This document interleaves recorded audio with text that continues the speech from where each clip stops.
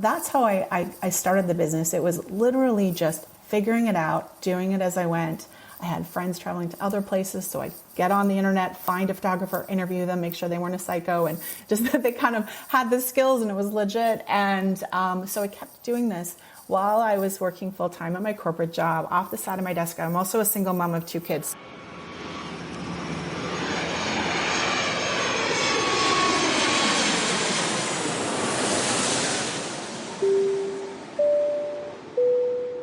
Hello, everyone, and welcome to the latest episode of Travel Trends. This is your host, Dan Christian. I wanted to start by reminding everyone that our Travel AI Summit on February 21st and 22nd is now open for registration.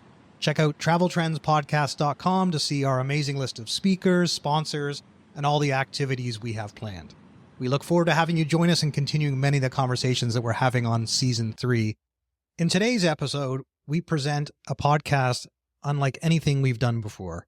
It's really a celebration of the incredible women that are shaping the future of travel. And we're particularly thrilled to have Jen Burke, our amazing longstanding acceleration team project director, take the lead with today's interview. You'll hear from 3 outstanding female entrepreneurs who are going to share their journey, their groundbreaking achievements, and their triumphs, and their unique insights and perspectives. This special women's edition is designed to uplift, empower, and educate. And I want to thank Jen for taking the lead on hosting this episode. Enjoy for yourselves. Hi, everyone. Welcome to a new episode of Travel Trends. This week's episode theme is Women in Travel, and we're excited to be joined by 3 entrepreneurs.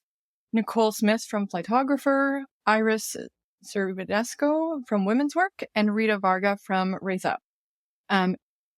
I'm Jen Burke. I'm taking the position of Dan hosting the podcast today for a special episode.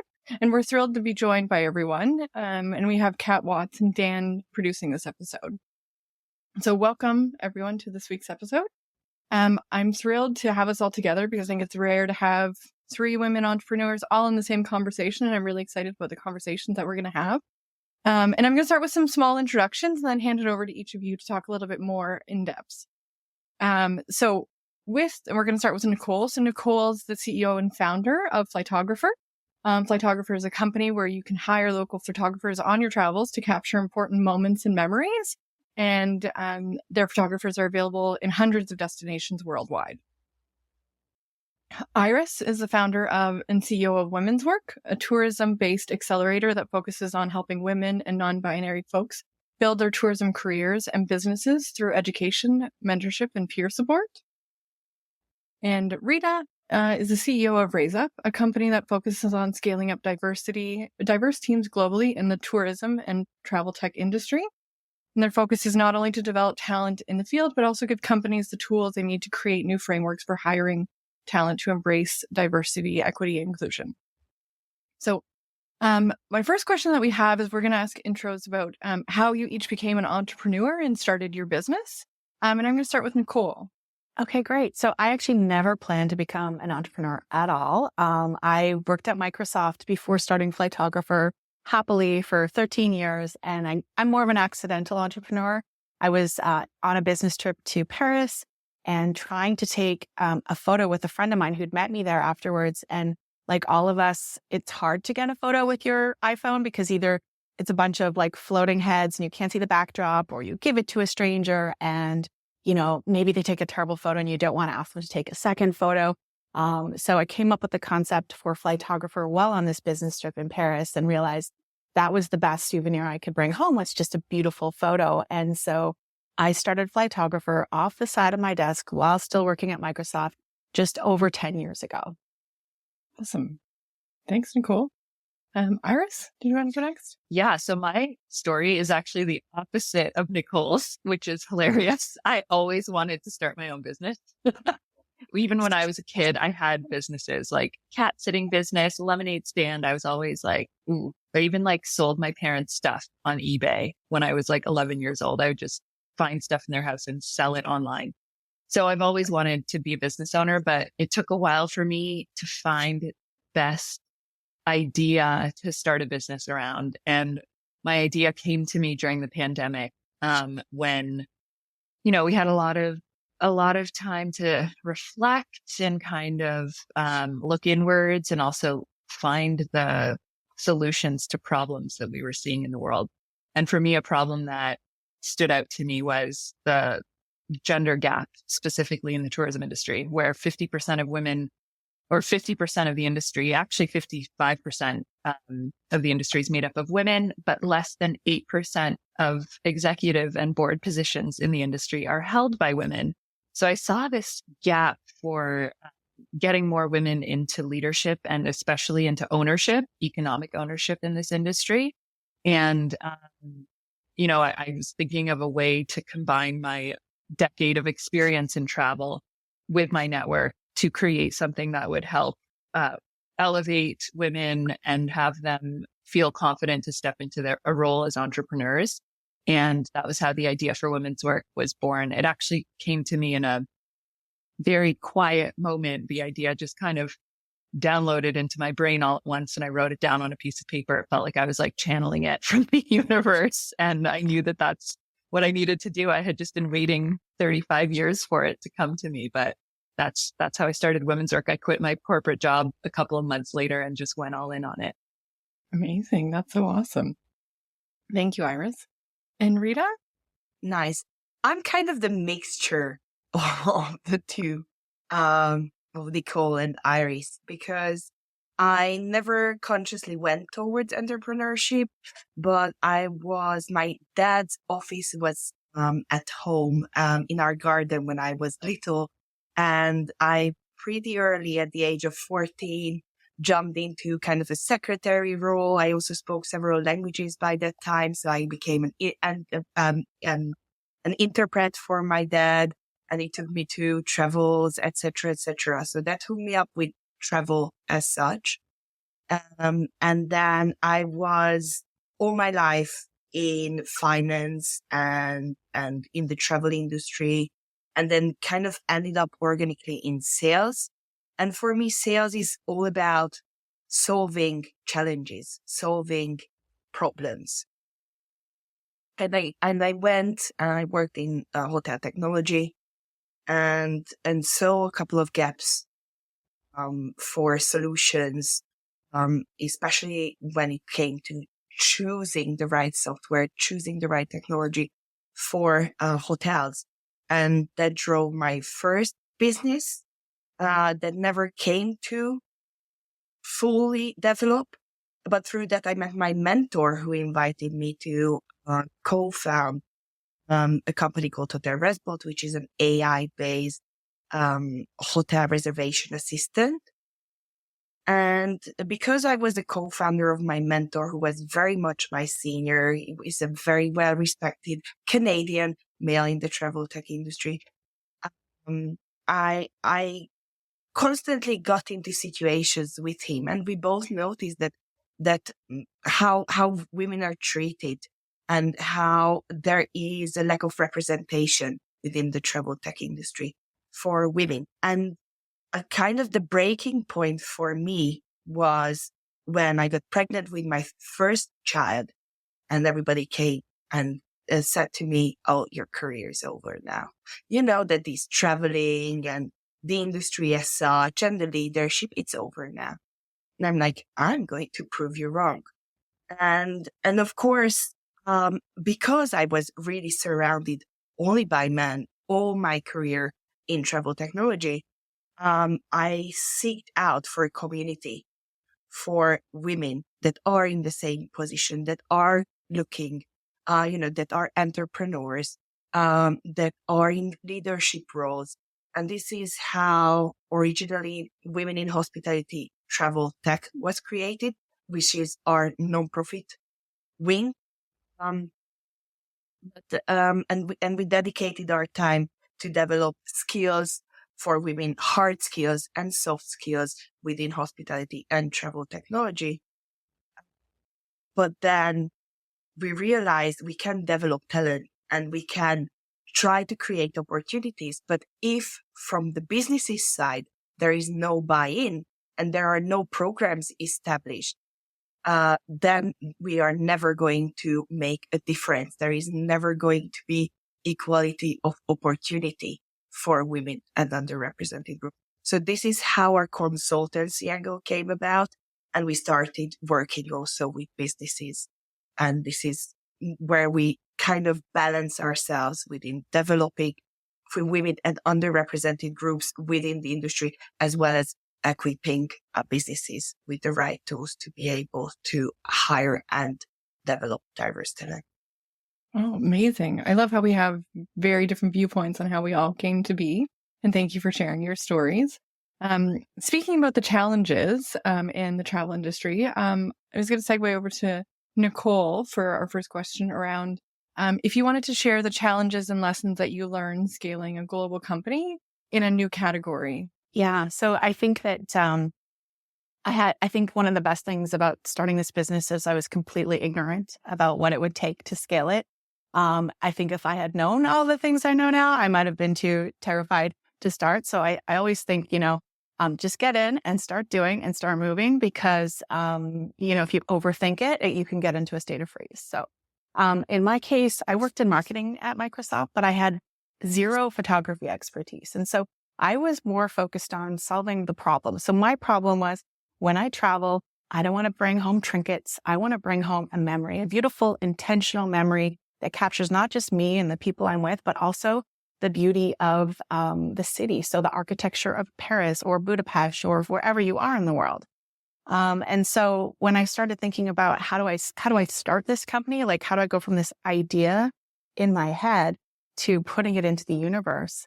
The first thing I did was I went on Craigslist and found a photographer in Paris. I had a friend traveling to Paris and I kind of told him about the concept. So basically you're going to walk around with them, take some photos, and they'll have this great memory. And so that's how I started the business. It was literally just figuring it out, doing it as I went. I had friends traveling to other places. So I'd get on the internet, find a photographer, interview them, make sure they weren't a psycho, and just that they kind of had the skills and it was legit. And so I kept doing this while I was working full time at my corporate job off the side of my desk. I'm also a single mom of 2 kids. So trying to kind of scale it quickly wasn't an option for me. I had to scale it slowly and at a pace that would work with my life. But, some of the challenges in the early days were just literally figuring out all the different pieces of how you run a business. And so what I would do was just try things out, talk to people, and most importantly, talk to my customers and talk to my photographers, because being a marketplace, you kind of have the supply and demand side. So you have to talk to both. There were so many challenges in the beginning that it would take an entire podcast or two to go through them all. But some of the ones that I could share were, number one, nobody had built this before. And so trying to explain it, I'd either get why would someone pay to have someone follow them around and take photos? Or that's the best idea ever. I can't believe no one's done that before. So you'd get a variety of responses depending on who you were talking to. And I think one of the challenges is not letting the naysayers take you down, because it's really their lens and their perspective, and they're not seeing what you're seeing. So really keep in mind that if you have an idea and you want to build something, there's always going to be people that don't get it, especially when, you're an early adopter or starting a marketplace. So always listen to your customers or listen to whoever you're focusing on and get the feedback from them. And so in the early days, I focused on our MVP, or minimum viable product. What was the product that we were going to put out to the market that people actually wanted to pay money for and found valuable? And so I focused a lot on honing the experience, honing the messaging, making sure that everybody that tested it with us was super excited and would not only recommend it, but would come back and do it again. And so those were some of the challenges in the early days. Trying to promote it and get awareness when I didn't have a budget. So I did this without a budget in the early days. And so a lot of it was guerrilla marketing, trying to drive word of mouth, dropping comments on forums all over the internet, to try to get some exposure and some opportunity.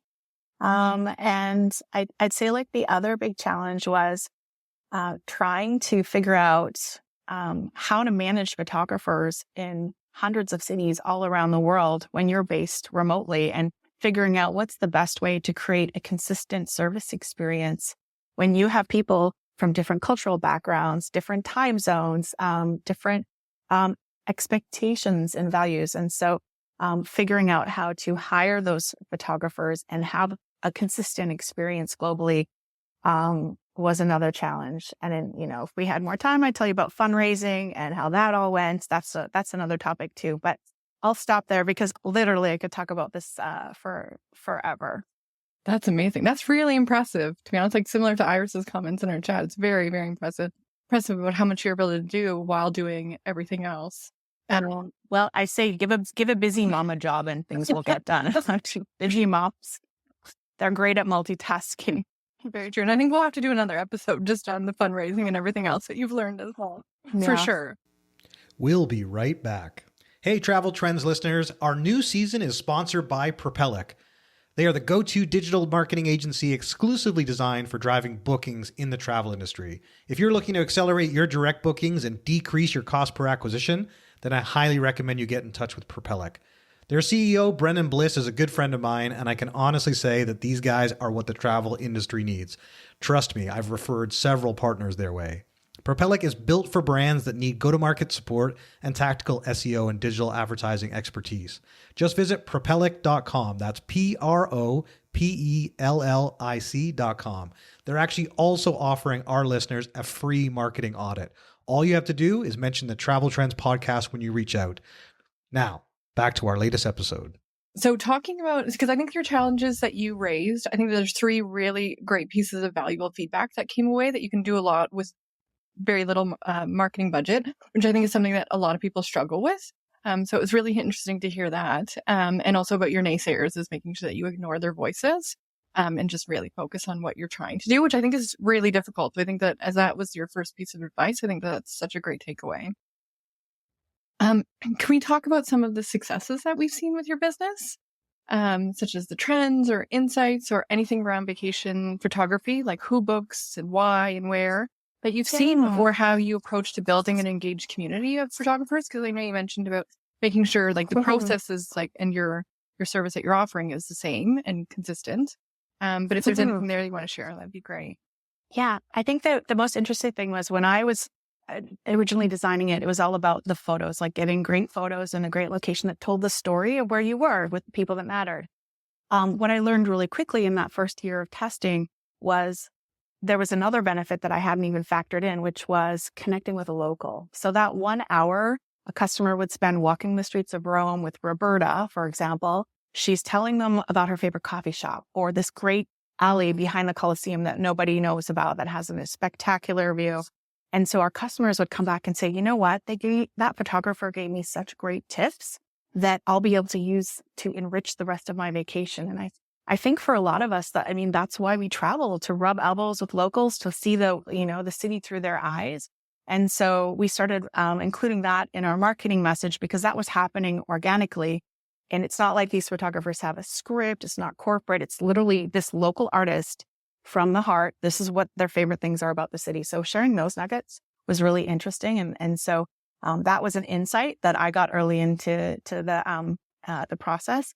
I'm really big on customer feedback. So it's really baked into our process in terms of when a customer does a shoot, they get surveyed and we ask them like how it goes. And we use that to help improve the process every single time. And so in terms of who books now, most people would think, like who does book this? And it would surprise you if I tell you everyone from millennials to grandparents. So it's not just like this one sort of cookie cutter audience. It's really more people that value memories and experiential things, and that they want that wall-worthy photograph that documents their trip. And so 40% of our customers booking are moms who simply want to be in the photograph. So oftentimes mom is the one, corralling everybody else to, get together and take the photo. And guess what? Mom's the ghost. She's never in the photo. So this happened with my mom and lots of our customers. And so 40% of our customers are moms that are booking a photo shoot, whether it's just with their immediate family or their extended family. Another trend that really surprised me was proposal photo shoots. So we have mostly men, although we have some women. About 15% of our bookings are guys, probably 95% guys, 5% women. proposing to their partner. And it's really, really helpful because if you're trying to propose to your partner in like, Tokyo, you don't necessarily know all the logistics and all the things that could go wrong and the backdrops. And so having that wingman or wingwoman flytographer on the ground in that city to help you plan it all out, ensure that moment goes off without a hitch, is a really great, is a really great opportunity. And so we see a lot of amazing, spectacular, I think we've done over 5,000 proposals around the globe. And so that's a big part. There's also a lot of people that just have a honeymoon or an anniversary. Those are the kinds of occasions. So it's typically people that are celebrating some sort of milestone event in their life, or the people that are we call the just becauseers. They just value memories and they want to capture wall-worthy images wherever they are in the world, and they want to hang out with that local.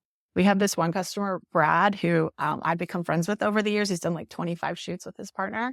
And he has like in his phone, he's like got, Rocky in Budapest, Leo in Paris. He's got like all these new friends from around the world who he shot with, who he still keeps in touch with.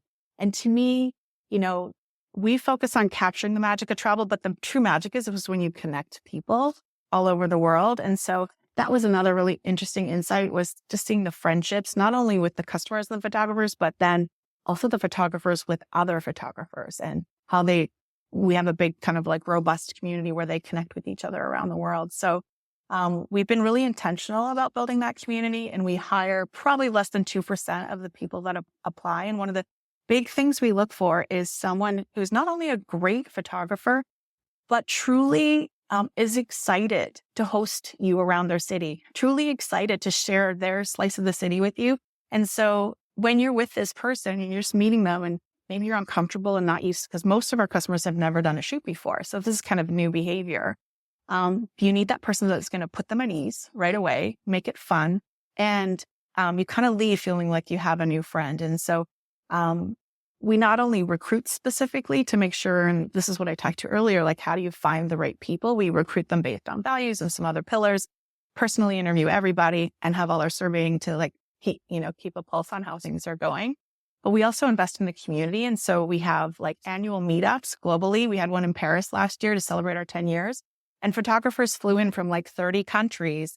And we spent a week in Paris doing photo walks, sharing stories, just learning from each other and building this like rich tapestry of friendships. And then they go back home and they stay in touch. And there just becomes this feeling of when, you're with a flightographer, they just care. So they really care. So that's some of the part that sort of wasn't part of my original plan. But as we went along, we learned that having caring photographers, super, super important part of the process.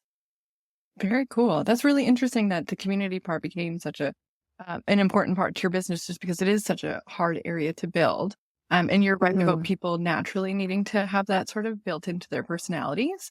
Being that I live in PEC, those who have visited me know that like anytime I get asked, I've got a list ready to go of everything that we have to see and do. And the can't misses versus like leave for your second trip type thing. So no, that's great to hear. Rita had a quick question for you as well. Are your clients mainly like B2C, or do you do any B2B as well? Great question, Rita. So mostly I would say probably 90% is B2C, but we are working with a few channel partners. So travel advisors have been at one that's been really great, and they love gifting Flytographer to their clients, because especially those clients that have everything, and like how do you say thank you for a spectacular trip? It's giving them a gift card to capture memories. So we work with a lot of travel advisors. We distribute through Viator and some of the OTAs as well. We're constantly exploring new ways to get the word out about our product. So if you have ideas for me, Rita, I'm all ears.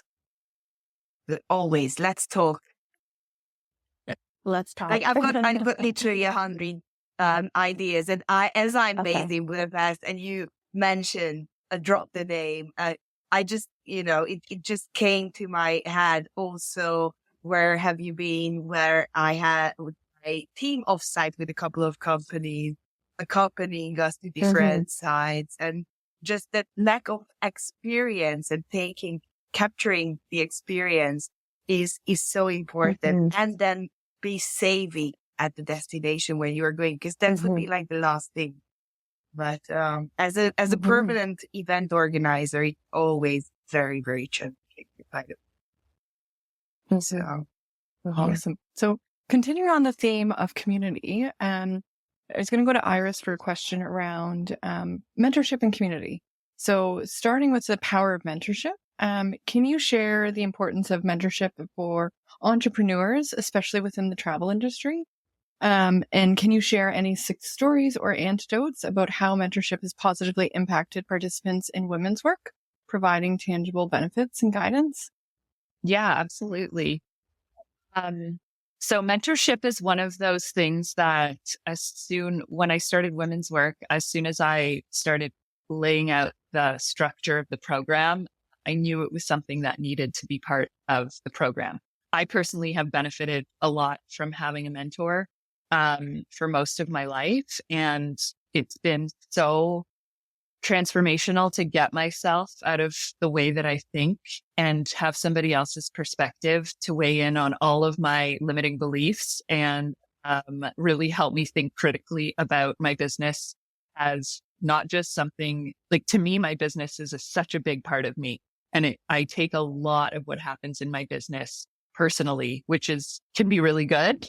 And then it can also be really bad. So a mentor has helped me kind of separate myself from my business, which has been transformational. So when I started women's work, I knew that I needed to include mentorship in this. What I didn't anticipate was how valuable it would actually be for the women in this program. We've had around 40 graduates and alumni of women's work in the last 2 years over our 4 cohorts. And what we've heard time and time again is like the unexpected benefit that the mentorship piece of the program had for the women and the entrepreneurs in our program. They were coming here to learn about the industry, to learn about entrepreneurship, to kind of help flatten the learning curve through what they expected, like would be expert-led workshops and like a few other elements. Mentorship seemed like kind of a bonus to some of them. At the beginning of the program, they're like, oh, cool, I get a one-on-one mentor. But then by the end of the program, like they had formed such strong bonds with their mentors. They had overcome so many so many limiting beliefs and so many mindset challenges that they did not expect at all. So, what happens within the mentorship container is very sacred, and the women in the program don't share too much with us about what exactly went on, but in the demeanor of the women, and when they come to our closing circle and they share about some of the highlights of the program, having somebody that has created a business similar to theirs that can help them mitigate risk, that can help them, that can help transfer wisdom and knowledge to them that they wouldn't otherwise get on their own, has been really priceless. So, for example, one of the women that just graduated had a mentor in a completely different business model than hers. And at first, I think, the way I matched them was really, it's a gut feeling for me. There's so much on paper. There's only so much on paper that I look at, but I go with my gut on what would be best. And so when I matched them, there was a little bit of trepidation, I think, from her side of like, I don't know, his business is a little bit, it's not the same. It's not the exact same business. How is he going to have any impact on what I'm doing? And for those wondering, yes, we do have male mentors. It's a women's program, but I believe in the power of male allyship 100%. So anyway, at the end of the 12 weeks, she was like, okay, this mentor was the absolute best thing ever for my business. He pushed me so hard in the exact way that I needed it. He basically would give me like a thread of knowledge and allow me to unravel it and apply it to my business. And I'd come back to the next call and he would give me another thread and allow me to unravel it and start to apply it to my business. And by the end of the program, she had just like transformed her belief in herself, her belief in her business. She told us that going into the program, she felt a little bit unsure about her future in the travel industry. Like she was really not sure if she wanted to build this thing and scale this thing and if she could do it. And by the end, she was just like all in. Yes, like this actually changed my belief of what's possible for myself. and the mindset that you gain from that to then move forward into your career as an entrepreneur is amazing. It's priceless. So definitely the power of mentorship is important. But it's also really sacred, and it's very much not something you can prescribe. Like, it has to be a match on both sides. Everybody has to feel, both people have to feel invested in each other. And that's where mentorship gets tricky. Because you can't just walk up to someone and be like, will you be my mentor? Like, I really admire you. You can. Rita's, yeah, I'm sure you can. And I'm sure it works. And I think I've done that. But there's this like symbiotic exchange that has to take place. And it's just that it's something that I spend a lot of time learning about the women in my program, plus the prospective mentors. And I spend a lot of care and time creating that relationship so that hopefully, yes, they have this person to guide them through the 12-week program, but then they also have them for the rest of their career. And the ripple effect from that is really beautiful on both sides, because it allows the mentor to actually feel like, oh, wow, I'm putting into place all the mistakes I made and all of the things that I learned that I wouldn't otherwise get reflected back at me from somebody else that's just starting out. So it's also a very cool and rewarding experience for the mentor. That's really amazing. I feel like Rita probably has some stories she could share about her own mentorships, but Yeah, I'm very public about how I got involved with my mentor. It was the first time I had to speak in public, like doing a speech in a conference room in front of 300 people. My boss in the first row. I was about 21, 22 or something. And there was this guy before me, Canadian. He delivered an amazing speech. I all the room, and then I was up for speaking. That was already the worst position to start from. And so I had this meltdown. I had this panic attack. I couldn't speak. I couldn't breathe. But one thing was very, very clear. I've got to get to know that guy who spoke brilliantly. And I kind of stalled him into this relationship where he really became first my mentor and my co-founder. And now he is cheering for me very, very clearly. And all I can aim for in my life through this relationship that I created, somehow or at some point I can inspire someone from my team or who I am mentoring to start a journey just like I started. So that's awesome. Yeah. Thanks for sharing, Rita. And it seems that you both definitely had gut feelings about not only like who your mentor needed to be, Rita, but then Iris, how you match your people, which I thought was really interesting about mostly like not only, like you said, not everything can be on paper, but needing that gut feeling to make sure people would match up. And I think that probably is how you've helped build your supportive community that you have within your business. And that's one that I was wondering if we could touch on, is how you have had women's work foster a supportive environment and peer networks to help entrepreneurs thrive, and what that effect's been. Yeah. Community is something I'm so passionate about, and I really didn't understand until I became like an island of one and I started my business in isolation. And honestly, even just having this conversation with you guys here is community to me. Like, we are all navigating the challenges of being entrepreneurs. And so when I started my business, I made it really, I made it a non-negotiable to check in with other women entrepreneurs, because women do face unique challenges, compared to men. And so I always start with my story, because I feel like I built my business based on my own struggles in the travel industry. And so that's why I'm sharing, like, I actually had to seek out community before I was able to bring community to the women that I support. Like, I had to understand what that felt like for me. I had to understand my pain points around not having community, and then the ease and like the sigh of relief that I felt when I could really be with a group of women and feel like I belonged and feel like I wasn't alone in my challenges. And even if I was alone in what I was experiencing, I wasn't alone in experiencing any sort of challenge. We all experience something, even if it's not the exact same thing. And so there's this power in just being like, it's okay to not be okay. Like from that side of things, that had such a huge positive impact on my journey. I would have given up so many times if I didn't have that. And then from the celebration side of things, like having somebody to share your wins with, like people that are just as invested in your business as you are, because they've seen the highs and the lows and they want to cheer you on. And it feels good to pour into your community.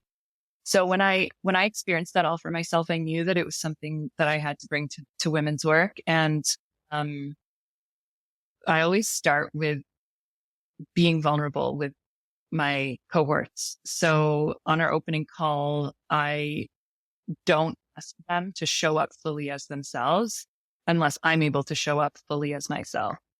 And that means not being perfect. That means sharing something about myself that I maybe haven't told many people. Talking about imposter syndrome, talking about all the real things that nobody really talks about. And that, to me, what I've seen happen over the last 4 cohorts is this safe space becomes available. Safer space. I'm not going to say we don't know the impact that we're having on others. Maybe it doesn't feel super safe for some, but a safer space than currently exists within the travel industry for women. So having that allows people to, bring their whole selves to the table. And then it allows them to take bigger risks because they feel supported.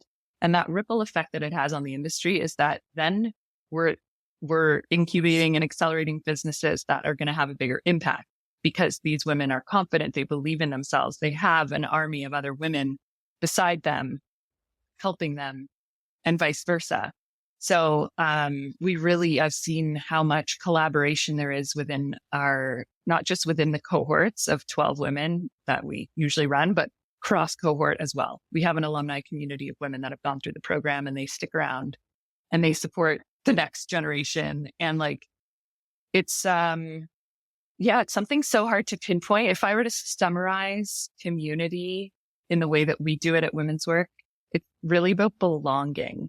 So it's not just about a bunch of women being, put in the same space because they have similar businesses, but it's about creating that feeling of like, even though you're really different, even though you're from another country or you're running a totally different business to mine, we still belong. We belong in the same space. And I know from my experience that no matter what happens in my business, negative, positive, whatever, mostly negative, whenever something bad happens, like I'm motivated to keep going because I don't feel so alone. I have other people around me who are cheering me on. And it sounds really trite and you think that you don't need it until you actually experience it. And you're like, oh my God, like finally I'm coming home to something that feels like sustainable. Like I can keep going because I have this support. So that's me on my soapbox about community. No, I really appreciate what you shared because you've shared a lot of really good points. And I think belonging is one of the key ones, right? And making sure that you're in a space that you always feel like you can belong or work towards being part of it. And with that, so my next question is going to go over to Rita, and it's similar along the lines of belonging, but with considering the extensive experience in the travel tech industry and your commitment to empowering women and underrepresented groups, how do you envision the future of women in this sector and making sure that they do have their place and they feel part of the community? Yeah, I mean, the industry and within the industry, there are different challenges. Personally, I come from the hospitality sector, hotels, tourism, and there over 55% of the workforce represents women. So whatever you do within or outside of your business, you have to take in consideration that more than half of your workforce are women. So number one, your leadership has to reflect that. Everything that you do product-wise has to reflect that, to accommodate your communication. You have to take, Iris, I think, spoke about imposter syndrome. When building your talent acquisition strategy, when you are building your promotional kind of value chain, so the entire employment life cycle has to reflect that. When we're talking about entrepreneurship, we are seeing an increase, and I hope and I really see that, for example, programs like Iris's helps female entrepreneurs.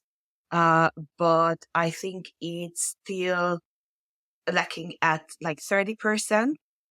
Iris, do you have the numbers on how many entrepreneurs in the travel industry are female?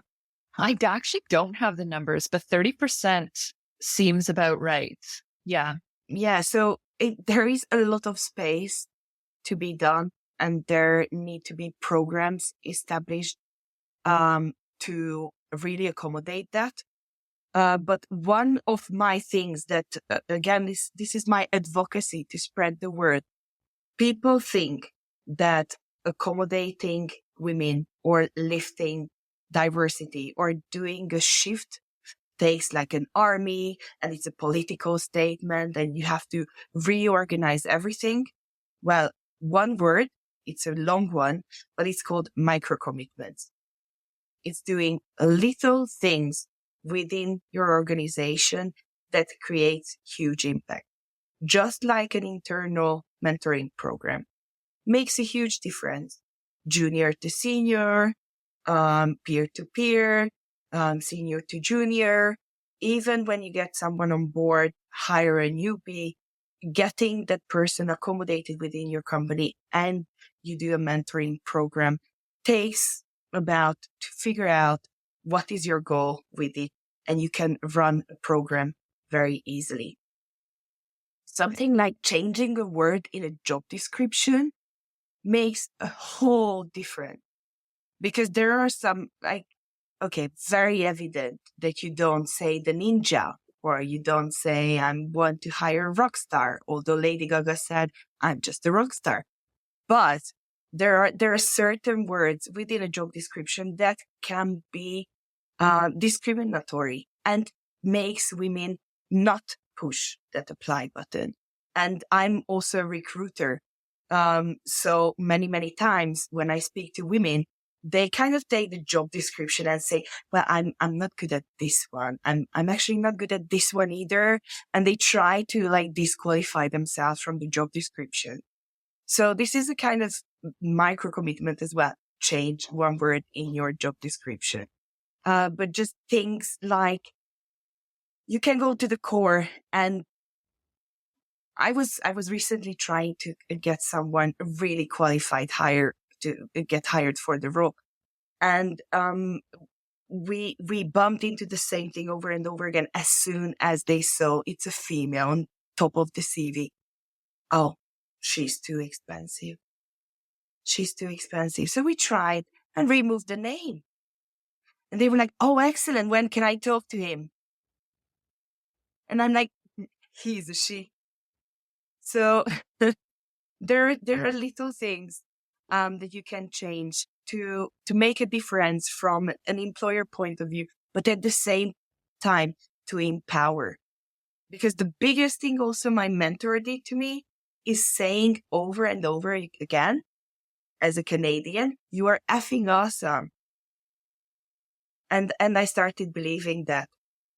So yeah, micro commitment. That's an excellent word. And I think one that I think a lot of people will take with them for sure.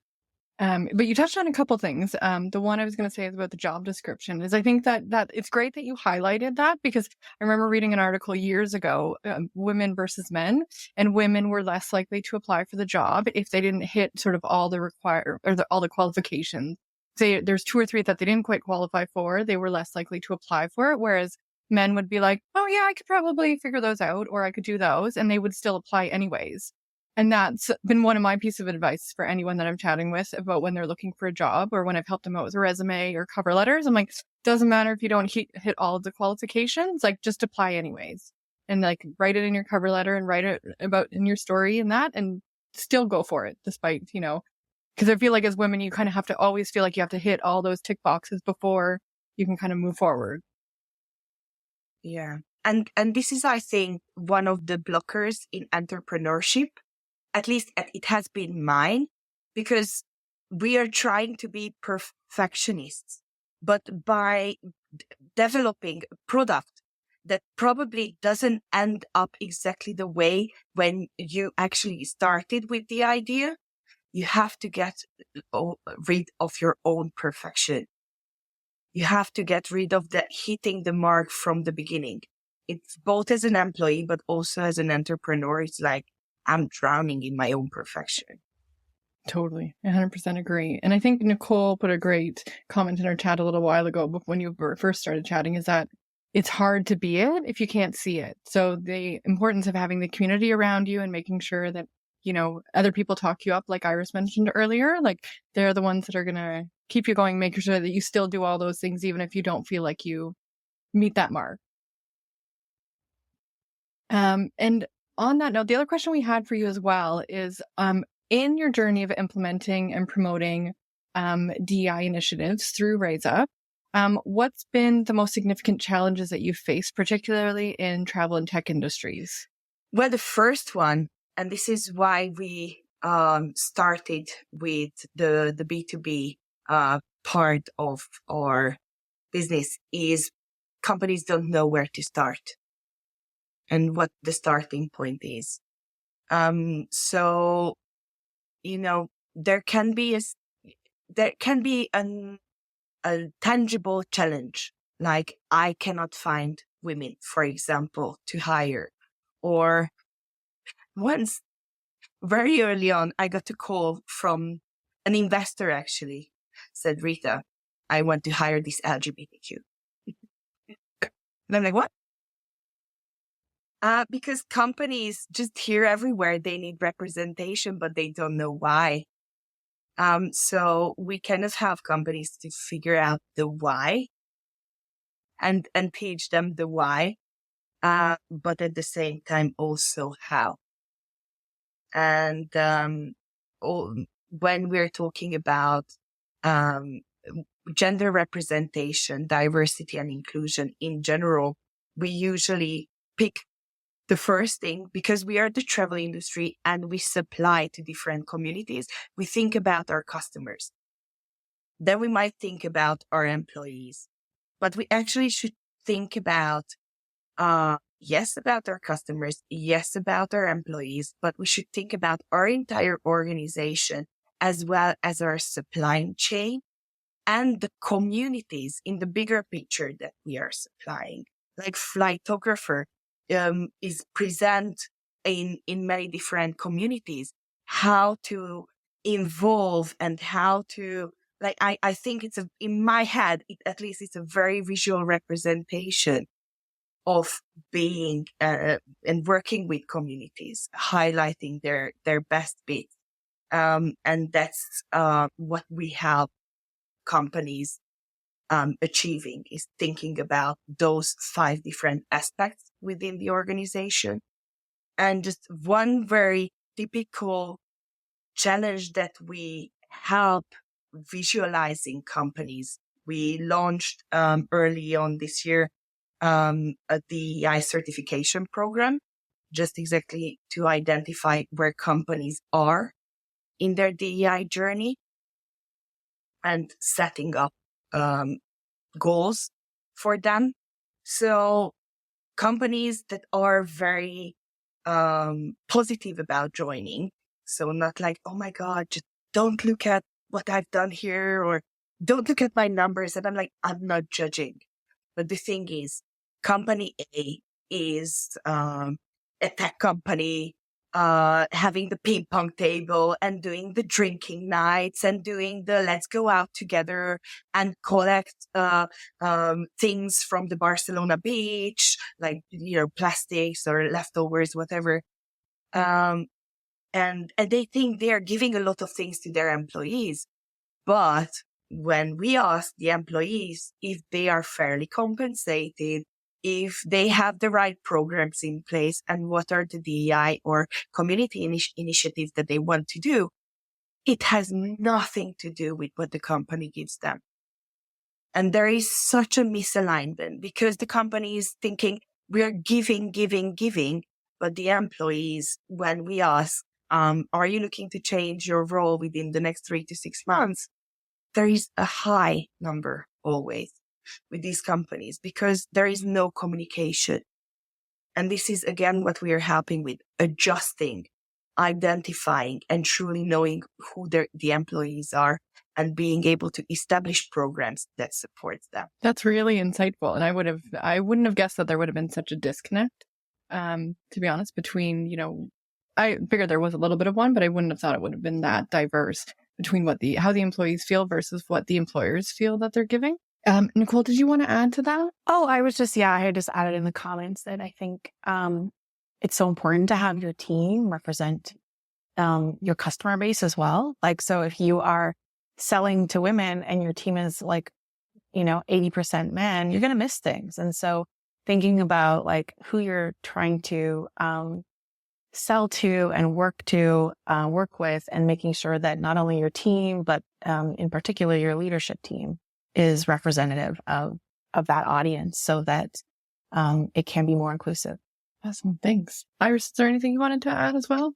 No, I love that so much because when you have sameness at the top, sameness breeds complacency. And so there's actually a business case for creating more diverse leadership teams. It's about innovation and it's about being able to better serve the needs of your market.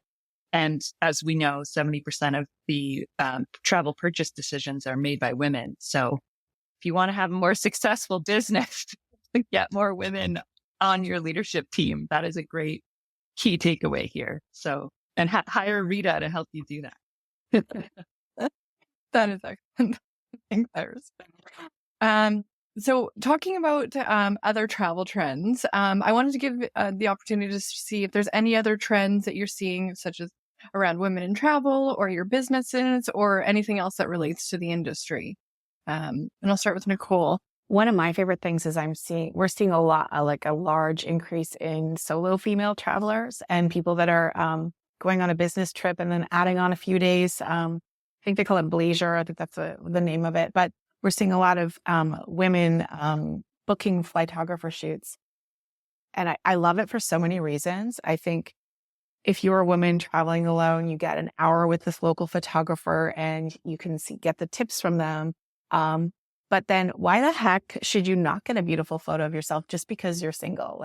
This whole world is kind of centered around couples. And I just love that there's now this opportunity for every woman in the world to have a beautiful photo of themselves in Paris or a beautiful photo of themselves in Bali. And so we're seeing a lot of women do that and then use that for their LinkedIn or for other business uses as well. But just the sort of empowerment of seeing more and more women book solo trips and explore the world and soak up all that great local knowledge, but also document it because they matter too. So that's one trend that I'm personally a big fan of.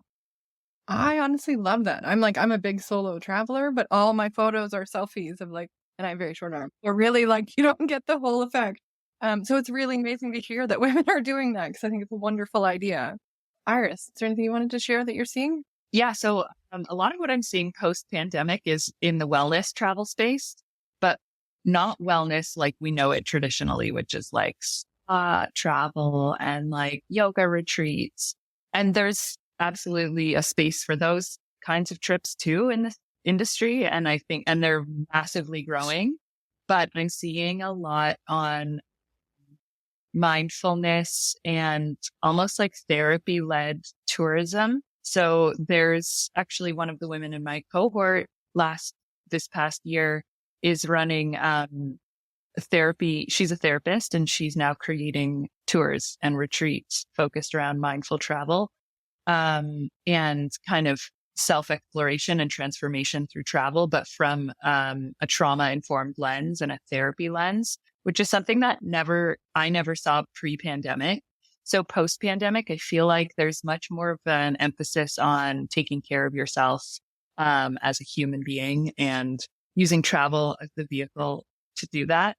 So there's just been some really interesting innovations around that that I've seen. And so, yeah, I think that's going to stick around for a while. I don't think it's a trend. I think it's actually just going to keep growing and growing.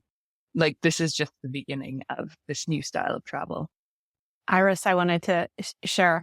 So my best friend lives in Copenhagen, and she found this retreat in the south of France over New Year's. It's sold out, so we can't go. But the concept was, I'd never heard of this before. It was called a binge reading retreat. And so basically people that want to travel, don't want to be alone the whole time, and absolutely love books and want to bring like 6 or 7 books, you can like opt into yoga. There's 3 meals a day, so you can kind of tap in, tap out. And I think at one of the nights, like they share books with each other. And I was just like, this is my introvert, book lover, nerd dream come true. And I'd never heard of that before. So I thought I'd share that. That is so awesome. I love that. It's amazing how many niches there are within niches and how like clearly this experience has sold out. So it's popular. Yeah. People want it. Yeah. I've actually seen on Instagram tours for introverts, a company called Avalon Women's Travel. It's literally tourism product designed for introverted women. It's super niche. But yeah, so awesome. Thanks for sharing. That's cool. I'm going to look it up. Yeah. I took a week-long vacation to Mexico, but I found I got a little bit lonely. I was like so desperate for the alone time and like recharge, and brought all my books. And so I think having that sort of kind of hybrid between you've got a lot of freedom, but you're not completely on your own, I don't know, just seemed like a really interesting thing to test out. I'll drop the link and share it with you guys. Would be great. Thanks, Nicole. And it's a really, really interesting idea. And I agree. Like I've definitely been in that position where I'm on my own traveling, but sometimes you just want to, like, if you're away for a couple of weeks and you just kind of want some time with other people. The only traditional way to do it probably is like sign up for a sightseeing tour, right? Or go to a comedy night at a club, or go out for dinner somewhere where you know people are going to be, that you can kind of interact and get to know. So I love the idea that it's introverts trip. Sounds amazing, to be honest. Rita, is there anything that you want to share for travel trends that you're seeing? I'm just thinking on a larger scale, and it might lead to both of you's comments, or all the three of you, is personalization. I'm a huge fan of AI. I'm an AI girl.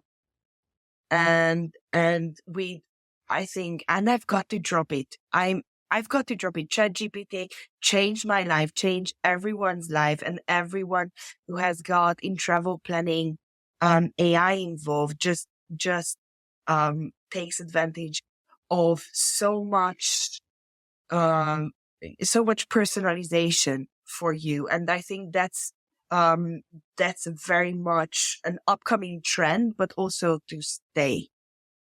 Of course, I am personally, I'm also a pleasure girl, because now I have 3 kids, and basically everywhere I go on a business trip, we're just planning it together with my family and then extending the stay. So it's a very personalized pleasure trip, because family have got to do things while mommy is working, and then we are getting out. We have limited time at the location.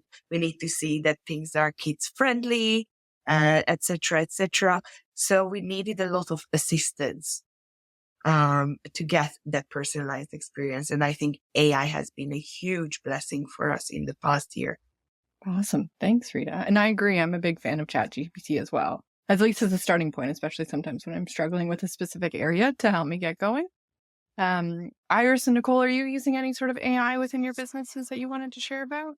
We are starting to experiment with AI in terms of like inputs around the customer service concierge side of the business and how we can be more efficient. And also we have literally thousands and thousands of travel tips from customers who, again, through that feedback process, are invited to share tips about the city. So we have so much data around that we've been collecting. And so we're starting to look at ways we can use AI to make that search of that data more efficient and more targeted to our different customers.